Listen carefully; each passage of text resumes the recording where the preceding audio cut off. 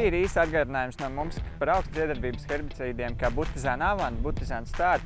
Šādā tehnoloģijā tu ieteiktu iet ar augsnes iedarbības herbicīdu. Šeit ļoti labi strādā Clearfield rapšu audzēšanas tehnoloģija. Aktuālais par kailgliemežu ierobežošanu šajā rudenī.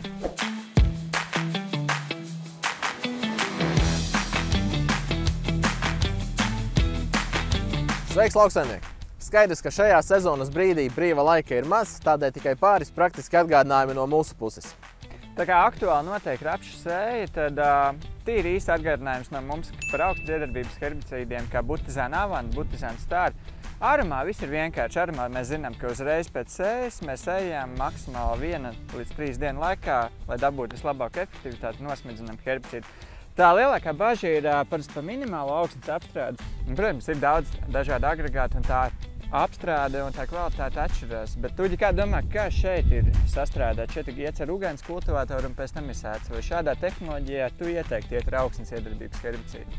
Jā, noteikti. Mūsu pieredze arī no lauka tūplānā pagājušajā gadā ļoti labi rāda, ka arī šādos apstākļos Butizan Avant strādā ļoti labi. Galvenais tātad lietojam herbicīdu uzreiz pēc sējas, maksimāli taupot augsnes mitrumu un varam arī palielināt darba šķidruma patēriņu līdz pat 300 litriem uz hektāru, lai iegūtu labāku efektivitāti.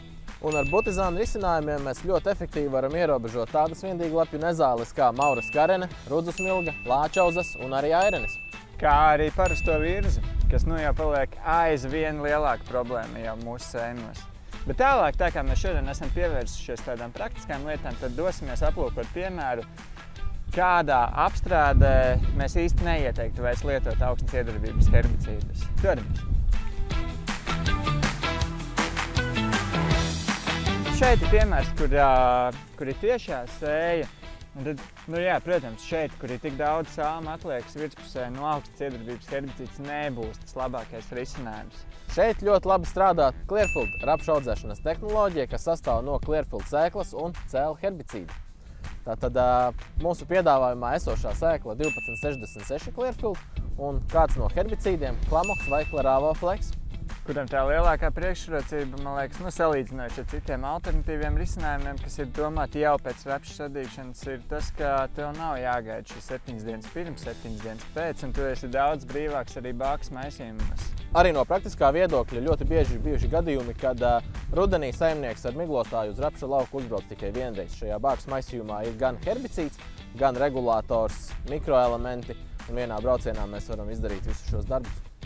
Kā arī vēl viena lieliska priekšrocība tieši Clearfield herbicīdiem ir tas, ka, tā kā šeit skatāmies, kur augs arī kvieši kā sārņaugi, tad, ja kvieši ir tikai pirmo lapu stadijās, vēl nav sākuši cerot, tad arī tos lieliski mēs ierobežojam gan ar Claravoflex, gan ar Klamox.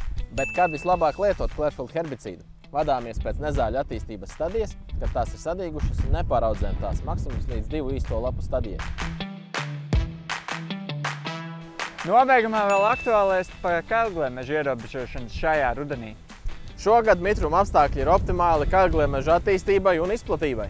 BASF-am ir teicams risinājums tieši kailgliemežu ierobežošanai Ironmax Pro, ar ko tas atšķirās no citiem tirgū pieejamiem risinājumiem ar to, ka tas ir draudzīgs arī sliekām. Ironmax Pro ir efektīvs pat ar mazāku lietošanas devu 5 līdz 7 kg uz hektāra, kā arī Ironmax ir tik efektīvs, ka ar vienu granulu ir iespējams ierobežot līdz pat 3 kaitēkļiem.